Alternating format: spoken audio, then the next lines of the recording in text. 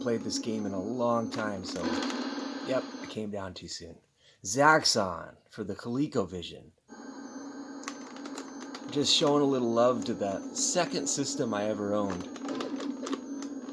It was a lot of guys, if you're about 50 years old like me, second system because it came along shortly after the three big ones, the Intellivision, the Atari 2600, and the Odyssey 2. I had an Odyssey 2, so I was already a fan of the more of the fringe, less popular systems. I loved my Odyssey 2, but when my buddy Judd Simmons came to school with, I think, a cartridge that he was going to swap with a buddy that had another ColecoVision, I was like, what is that? He's like, ColecoVision, dude, where have you been? And, oh my gosh. So I sold my Odyssey 2 and got a ColecoVision with that money. It was $225, you know, back in 1982. And so, you know, video games were the same price as they are now, actually, you know, or quite nearly. A system was like $200. I got my Odyssey 2 in 1980, 81 for, it was $179.99 in the catalog. And my dad bought it, you know, my mom and dad got me the Odyssey. Yeah, it was $200, you know. So, yeah, games, $35. Really nice games would be like $45. So, yeah, the prices were outrageously high. So we really worked hard, you know, to get a game, and at least I did. I had a paper route, and that took like, you know, an entire month's profit to buy one game, or, you know, a couple weeks at least. So, but yeah, they did a great job with this one. I believe if I get down here, the second notch on the height, and come over, if I remember right, and hit that. I got him. I got the big guy. I think that's Zaxxon himself. And so you've got these pieces of flat Earth out here. No, these platforms in space, and you've got a space shuttle. Looks like it to me. I always thought it was a purple space shuttle with white wings, right? You've got to hit those fuel tanks to get more fuel, which obviously makes no sense, but that's the way we were in the 80s. If you hit a fuel tank, it somehow filled up your airplane with more fuel. That's okay. We didn't worry about details, but I'm going to play a few games here, but I thought I'd start with one of my all-time favorites, Zaxxon. The arcade game is absolutely incredible, but ColecoVision really succeeded at taking it to the next level, and it didn't even matter that it was only 8-bit. Somehow the chip design, I believe it's a Zilog, the same chip in the Commodore 64. If you notice, the text looks identical to the 64. And the Commodore 64, I believe, has a killer Zaxxon as well. It's even nicer than this one.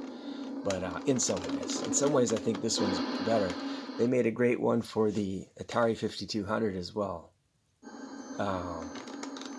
They being the folks at ColecoVision. Our vision is your vision, even if we go bankrupt in 2 years, which they kind of did. What a great system, though, and that's the reason why lots of guys don't know.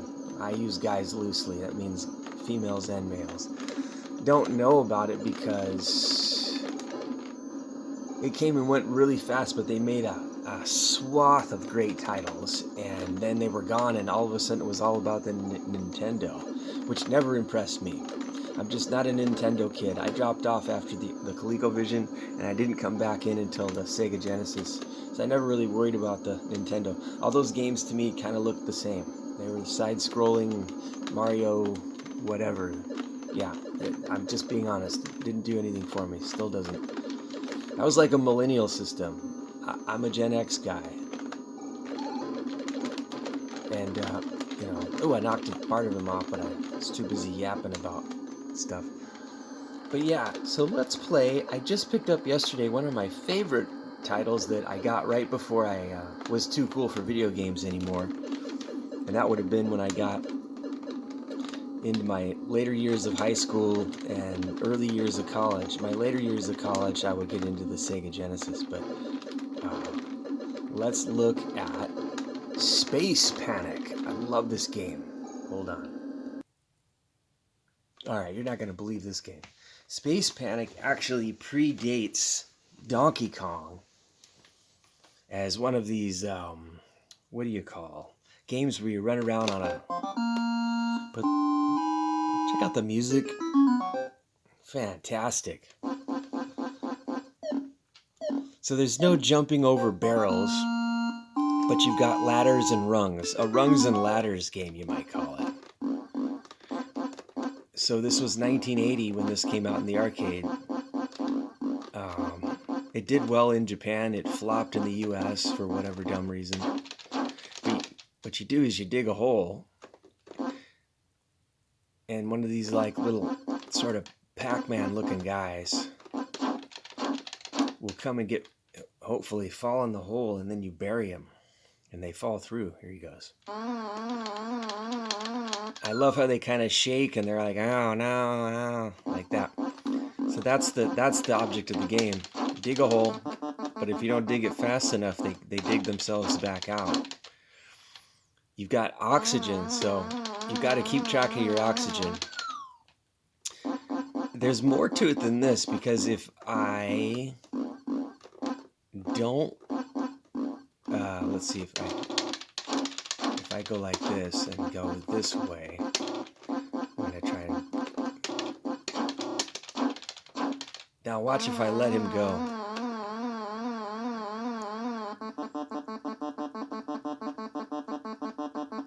Okay, now look, see, he didn't. I thought he was gonna turn into this green guy.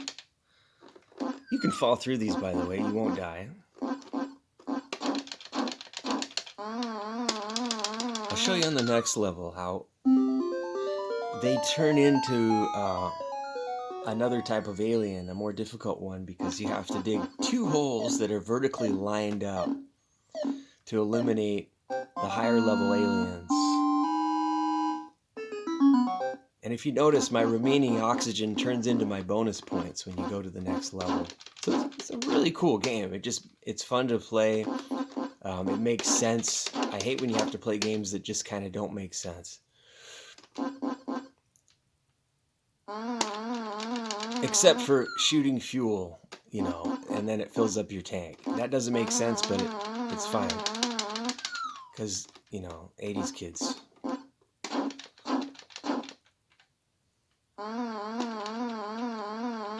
But this game, it was Universal was the arcade game manufacturer company. Universal did Cosmic Avenger, another game with great music. They always put really good music. That's a big plus with me. And I think when a game has good sound, like check that out. You know, if it doesn't do anything, it kind of doesn't give you any kind of gratification for scoring points, because, you know, what are you doing here? You're just playing a video game. It really helps to have nice notes and cool sound effects, you know, like digging. Some great digging sounds. And the graphics, look at the guy. He's got this big old nose. He's in his little spacesuit. So I'm using a roller controller, which is a killer rollerball controller. But you can run it with the joystick as well, because you put your joysticks into the roller controller. But it has great big red arcade style buttons, which just, uh-oh, it's a dangerous spot because I can get attacked from the back. So I'm going to go down these stairs quickly. Look at that. And get these guys. Now these orange ones with the green ears, they're pretty easy. But when you get to the next set of guys, I'll show you here. it gets really friggin' hard.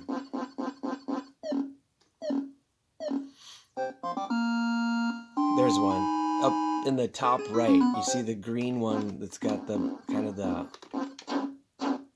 big horned ears. Here he comes. Now see, he's not gonna die when I do this. See that? I gotta get 2 levels of holes. Uh-oh. Uh-oh. Uh-oh. Now I'm fucked. He's gonna bite you in the ass. Once again, great graphics. Funny sounds. So let's try this again.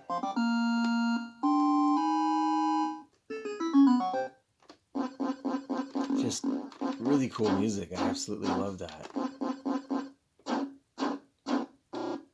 So it's raining here today on a Saturday, which is a bummer. It's been beautiful out like all week, and now it rains right on Saturday. It's like, seriously.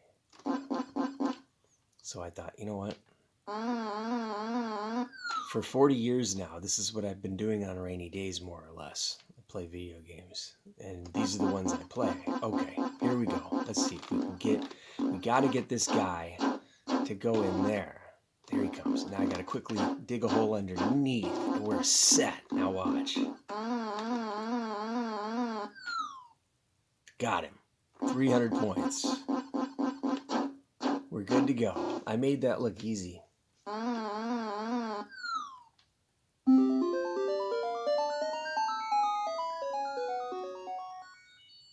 Pretty cool.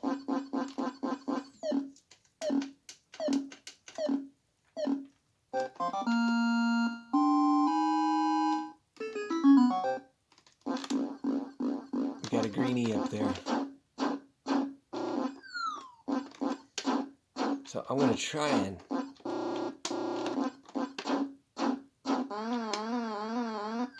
get some holes lined up for that green guy.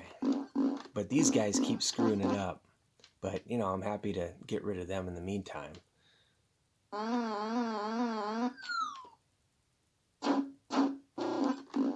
See if I can...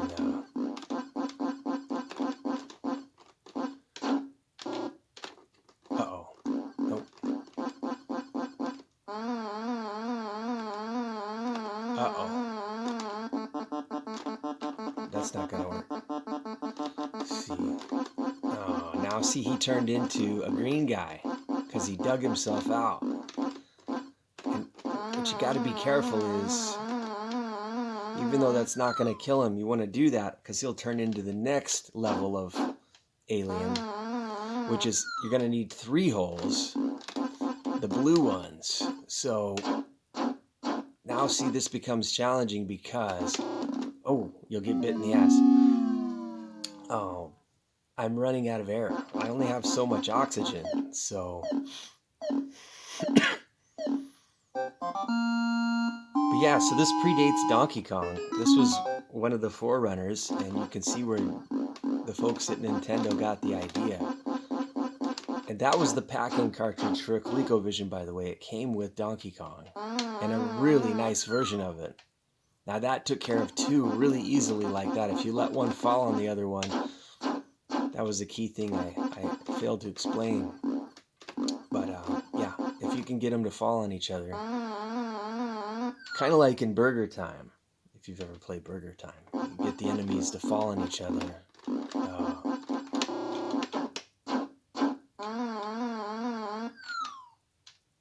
But this is a super fun game.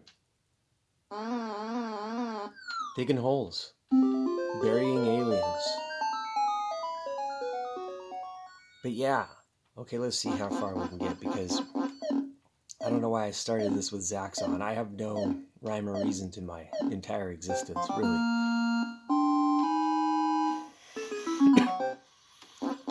But I just saw something on the internet about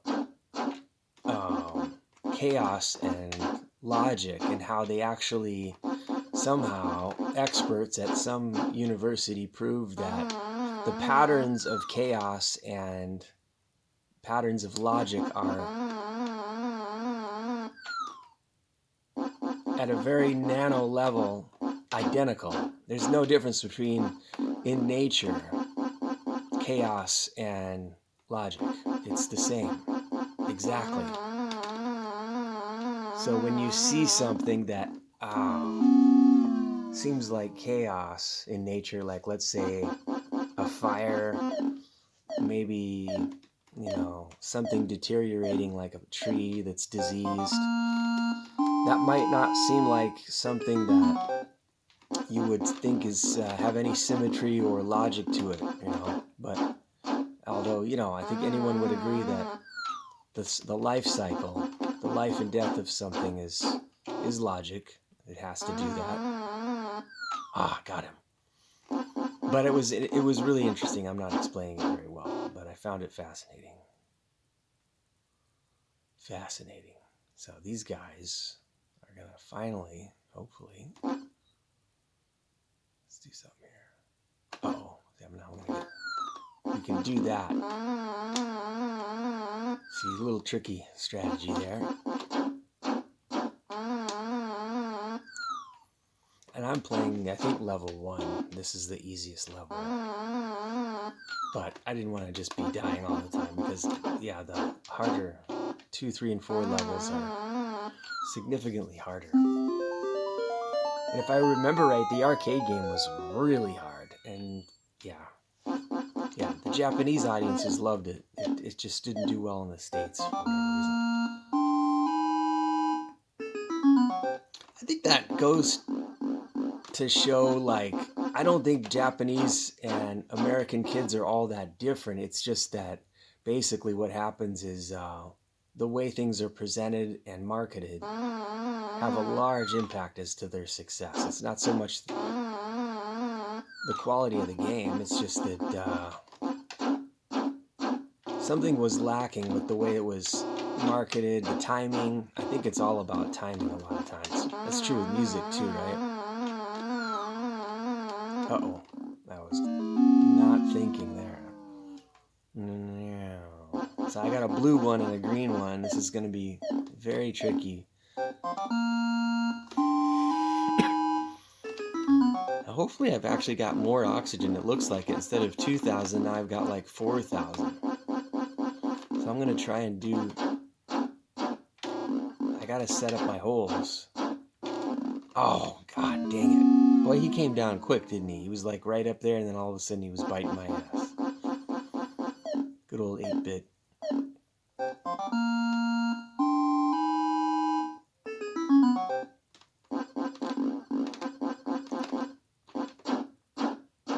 Dang it, he's already going to go in the wrong hole.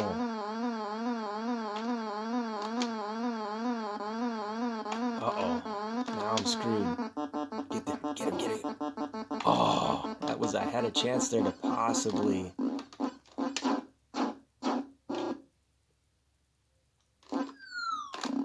Dang it, I was going to try and run by him.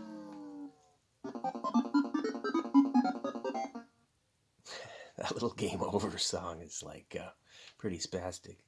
But you get an idea of Space Panic. It was a great ColecoVision game. You guys want to play one more? Okay, let's do a little Buck Rogers. Here's one that got punked too when it came out, as not being a very good port, but I got it for chump change, and so there's the Buck Rogers Dill Family Trust, and I thought, it's worth picking up now. So the arcade Buck Rogers game is gorgeous. It has really amazing graphics, so I can see how, folks looked at this and were like, what? But I mean, look at the engines on this spaceship, on Buck Rogers' spaceship. It's got a nice shadow. It's got those killer little engines. It tilts, when you're turning and like that. That's cool. Gotta watch out for those big blue missiles. And these super 1950s looking flying saucers that keep hitting me. So you go through the corridor and then all of a sudden you're in space. Like open space with these bright orange lines that maybe I'm going through a black hole. Who knows? But yeah, this was a lot, I guess, for the ColecoVision processor to take on. It's a little choppy, but you got so many cool things here. You got the stars, and it works pretty well.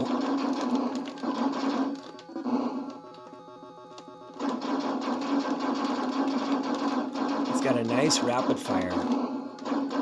If you just hold the button down, it fires that fast. If I kind of push it quickly, it comes out in nice little spurts like that. And now we're back down on the surface of a planet here, apparently. And you got these green guys that come swooping down. And then you got your standard fare flying saucers doing their dumb thing. And then you got those blue heat-seeking missiles, I'm going to call them. I don't know what they are. I'm pissing off all the video game aficionados that know these games inside and out. I just grew up with them.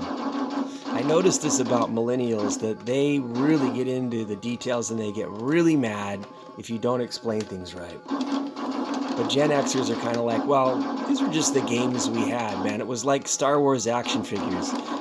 I didn't really have any, but my buddy had Luke, and he was outside buried in the dirt. And I think I had a large-sized Chewbacca for a while that went down a creek with my buddy's G.I. Joe in G.I. Joe's boat one day. We really didn't care, you know. But now it's like millennials keep everything in plastic, and they have all of them. And they know the whole story behind every manufacturer. It's like, and I'm really grateful, actually, because the Gen Xers, we just lived it. We don't really care a whole lot about the details. You know, would you guys say that's true about Gen Xers and I call them Y-zingers? That's a very Gen X term for the Gen Zs. But Gen Xers, we just were, we were known as the slacker generation. And I guess it really shows from the way I'm talking about everything. I think we kind of enjoyed life, though, a little more. We just never really got too upset about anything. You know.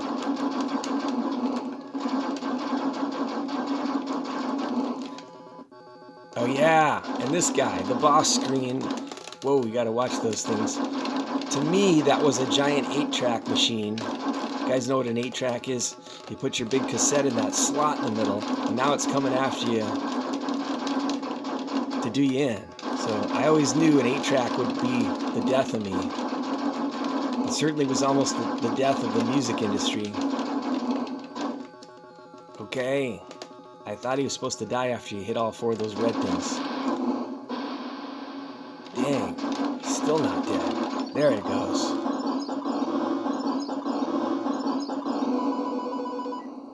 Got him.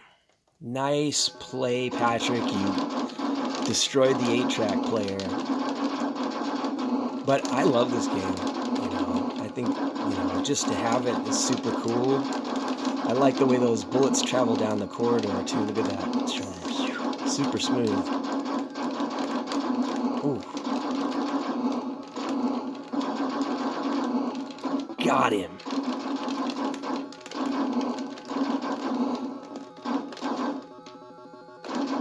I think I'm playing level 2, so it's not terribly hard. It's kind of fun to blow shit up.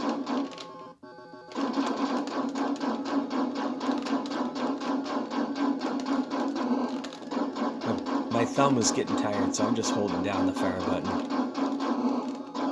Oh, fuck me, look at that. Jesus Christ, just stay out of the way. Just stay out of harm's way. Which I didn't do.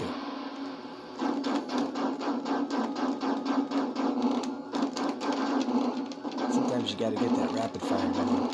Damn. Fuck me.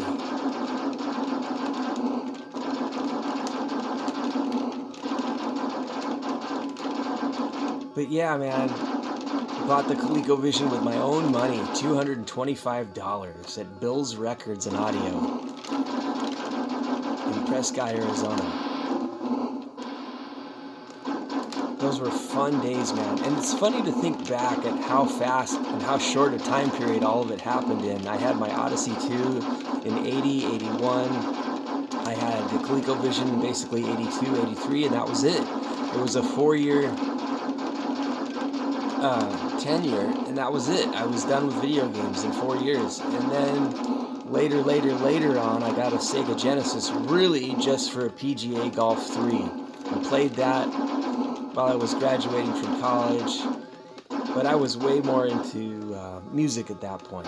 But my mom, I'm playing my original ColecoVision, by the way. This is the console, the same one and the same that I bought in 1982. My mom mailed me this ColecoVision. She's like, "Hi, honey, I thought you might like this." She put a little note on it. And I was like, "My God, it's my ColecoVision." Yeah, and it still works, obviously. So I think that's enough. That's like a half-hour random ColecoVision thing for you there. I hope you found some enjoyment in my stories and stupidity. Don't take anything I say very serious. I know everyone gets very serious about everything now and offended. But I'm not here to offend anyone, or maybe I am. I don't know. Right on. Have fun. Because your vision is my vision. Patrick Vision.